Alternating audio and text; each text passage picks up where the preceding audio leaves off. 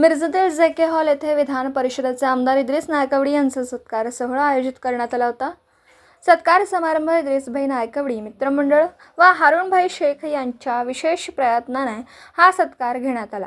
येणारे सर्व कार्यकर्त्यांसाठी जेवणाची सोय सुद्धा करण्यात आली होती। तसेच हुसेन मुतवली, मजर हंगड, अहमद धालाईत, सरफराज कुरणे, इरशाद मणेर, सय्यद साहब, नुरुद्दीन मुल्ला, मोईन काझी, रिजवान दरवंदार, वाहिद शरीक मसलत, माफिज काझी, कुतुबुद्दीन काझी, मोईज दरवंदार, फराज काझी व पत्रकार मुस्तफा मुल्ला यांनी यावेळी नायकवडी यांचा सत्कार केला। तसेच या कार्यक्रमांमध्ये समस्त कार्यकर्ते मोठ्या संख्येने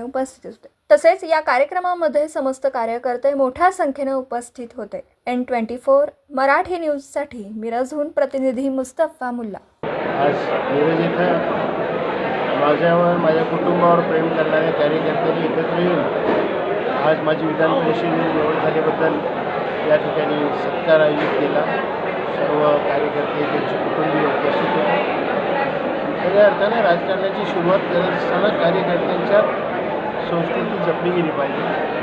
आपल्या राजकारणासाठी कार्यकर्त्यांना वेगवेगळ्या मार्गाने न नेण्याचं काम पहिल्यापासून आम्ही केलेलं आहे आणि माझे कार्यकर्ते सातत्याने सरळपणानं व्यवस्थितपणानं समाजकार्यात स्वतःला झोकून दिलेले आहेत। त्यामुळं यांना फार काही मला काळजीचं कारण नाही आणि माझ्या या आनंदाप्रती या सर्वांनी मिळून त्यांच्या वतीनं हा सत्कार केला।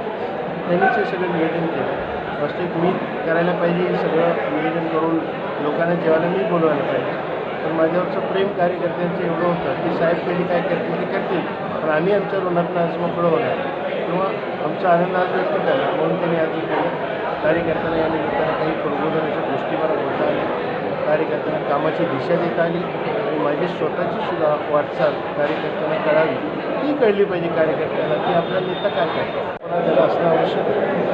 ते सगळ्या गोष्टी या निमित्तानं आज पार पडल्या। निश्चितपणाने मला आनंद आहे, अभिमान आहे। माझ्या संचात निर्व्यसनी कार्यकर्ते आणि वेडेवाकडे न जाणारे, कुठल्याही गुन्हेगारी जगतात न वावरणारे माझे सर्व कार्यकर्ते एवढ्या छान पद्धतीने अशा पद्धतीचं नियोजन करतात हे बघून मला निश्चितपणाने भारावून गेलं आणि माझ्या सर्व कार्यकर्त्यांचे या ठिकाणी आभार आहे।